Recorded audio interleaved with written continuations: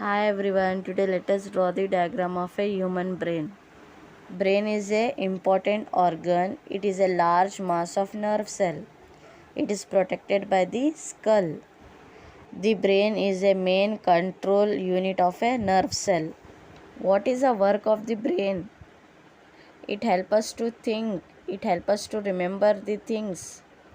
It memorize. It increase the memory power, and it helps us to solve the problems and taking decision and many more. Brain consists of three parts, that is cerebellum and medulla oblongata.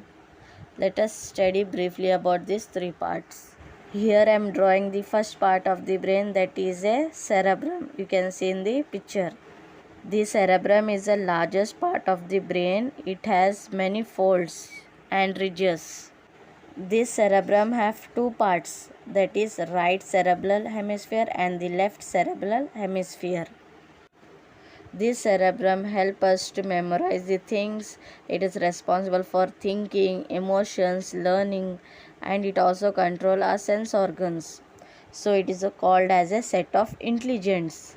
Here I am drawing the second part of the brain, that is known as a cerebellum.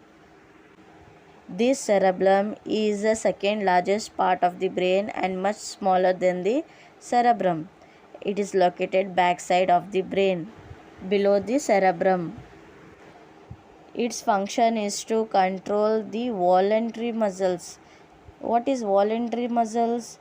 For example, running, walking, isn't it? These are all our voluntary muscles. Let us see the last part of the brain, that is a medulla oblongata. It is small in size and it is located in the lower region of the brain. What is the function of this medulla oblongata? It controls all the involuntary activities. What is that? Such as breathing, heartbeat and digestion, etc. If you like this diagram with explanation, please like and subscribe my channel and press the bell icon for more updates. Thank you.